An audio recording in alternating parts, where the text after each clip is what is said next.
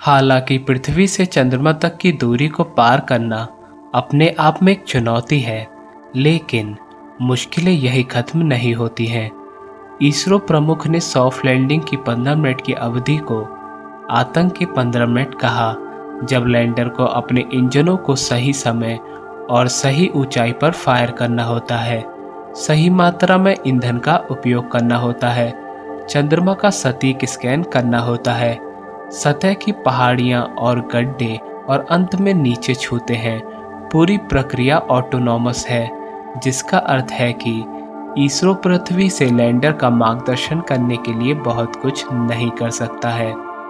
Soft landing इस प्रकार होती है, लैंडर प्रोपल्शन मॉड्यूल से अलग होने के बाद 100 किमी इंटू 30 किमी की कक्षा में प्रवेश करता है। इसका मतलब है कि यह चंद्रमा से सबसे दूर 100 किलोमीटर और सबसे नज़दीक 30 किलोमीटर दूर होगा। लगभग 30 किलोमीटर की ऊंचाई पर लैंडर सतह पर नीचे जाने के लिए अपने थ्रस्टर्स का उपयोग करना शुरू कर देता है। यह पावर्ड ब्रेकिंग चरण है। जैसे ही थ्रस्टर्स लैंडर को दुर्घटनाग्रस्त होने से बचाने के लिए काम करते हैं, लैंडर सुरक्षित लैंडिंग के लिए खुद को 90 डिग्री पर पुनः रीओरिएंट्स करता है। लगभग 100 मीटर की ऊंचाई पर लैंडर बाधाओं के लिए सतह को स्कैन करेगा। यदि कोई बाधा नहीं है तो यह धीमी गति से उतरना शुरू कर देगा। टचडाउन तक अपने थ्रस्टर्स को फायर करता रहेगा। हालांकि यह कोई आसान काम नहीं है। चंद्र मॉड्यूल की सॉफ्ट लैंडिंग का अर्थ है 6000 किलोमीटर प्रति घंटे से अधिक की तीव्र गति से शून्य तक जाना। केवल ब्रेक मारने से यह नहीं कटेगा। गति में कमी आने के बाद भी चंद्रधूल की समस्या बनी रहती है। नीचे छूते समय लैंडर के थ्रस्टर्स तेज गति से चंद्रमा की धूल को सतह से उड़ा देते हैं। इससे कैमरे का लेंस अस्पष्ट हो सकता है और गलत रीडिंग आ सकती है। चंद्रधूल चंद्रमा की सतह के फाइन एब्रेसिव पार्टिकल्स हैं।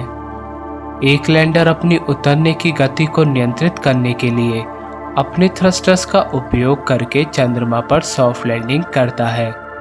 इन थ्रस्टर्स ने निकास का गुब्बार छोड़ा, जिससे लैंडर के चारों ओर चंद्रमा की धूल उड़ गई। अपोलो 15 लैंडर के टचडाउन के नासा के वीडियो में दिखाया गया है कि कैसे थ्रस्टर्स ने धूल का एक बादल को उड़ा दिया, जो लैंडिंग समाप्त होने तक कुछ मिनटों के लिए दृष्टि को पूरी तरह से अस्पष्ट कर देता है।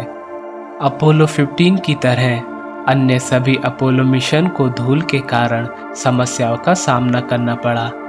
अंतरिक्ष यात्रियों के अंतरिक्ष सूट में धूल जाने और सूट का दबाव कम होने के अलावा इससे उपकरणों में खराबी भी आई।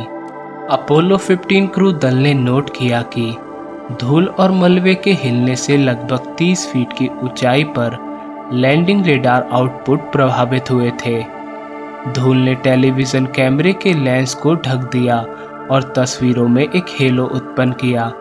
अपोलो 12 मिशन में लैंडिंग वेलोसिटी ट्रैकर्स ने गलत रीडिंग दी जब वे नीचे उतरते समय चलती धूल और मलबे पर लॉक हो गए। फॉल्टी रीडिंग के कारण गलत प्रक्रियाओं से बचने के लिए सभी अपोलो लैंडिंग मैनुअल रूप से की गई। अपोलो 16 मिशन में चंद्र रोवर की बैटरी के मिरर्स पर धूल लग गई और वह गर्म हो गए। 1969 में अपोलो 12 सर्वेयर 3 लैंडिंग डिवाइस के पास उतरा, जो 2 साल पहले चंद्रमा पर आया था। अपोलो 12 की लैंडिंग से निकली चंद्र धूल ने सर्वेयर 3 की सतह को उड़ा दिया। बाद में अपोलो 12 का दल सर्वेयर 3 के कुछ हिस्सों को अध्ययन के लिए वापस ले गया। नासा ने सर्वेयर पर धूल की परत की सीमा का अध्ययन किया। लैंडर्स पर धूल की कोटिंग की सीमा लैंडिंग के अंतिम क्षणों के दौरान उपयोग किए जाने वाले थ्रस्टर्स की संख्या, लैंडिंग साइट और टचडाउन वेग जैसे कारकों के आधार पर भिन्न हो सकती है। हालांकि नासा की रिपोर्ट में कहा गया है कि बहुत कम मात्रा में भी धूल की मौजूदगी चंद्रमा की सतह पर तापमान नियंत्रण और हार्डवेयर के ऑप्टिकल प्रदर्शन पर महत्वपूर्ण प्रभाव डाल सकती है। चंद्रयान 2 के लैंडर में गड़बड़ी के कारण गति अपर्याप्त रूप से कम होने के बाद चंद्रयान 3 के लैंडर थ्रस्टर्स में सुधार किया गया है। जबकि इसके पूर्ववर्ती में 5 थ्रस्टर्स थे। इस मिशन के लैंडर में केवल 4 हैं, जिससे संतुलन बनाए रखना आसान हो गया है। इसके अलावा इसरो ने लैंडर के पैरों को मजबूत बनाया है। इसमें बड़े सौर पैनल, ईंधन ले जाने की क्षमता में वृद्धि और सॉफ्ट लैंडिंग सीक्वेंस में सुधार किया गया है। एजेंसी ने उपकरणों को चंद्रमा जितने ठंडे तापमान में भिगोकर भी परीक्षण किया है और चंद्रमा की सतह के समान सतह पर लैंडिंग सिमुलेशन चलाकर लैंडर के पैरों का परीक्षण किया है। इस मिशन में विक्रम के लिए चुनी गई लैंडिंग साइट पिछले मिशन की तुलना में 4 किलोमीटर गुणा 2 किलोमीटर बड़ी है।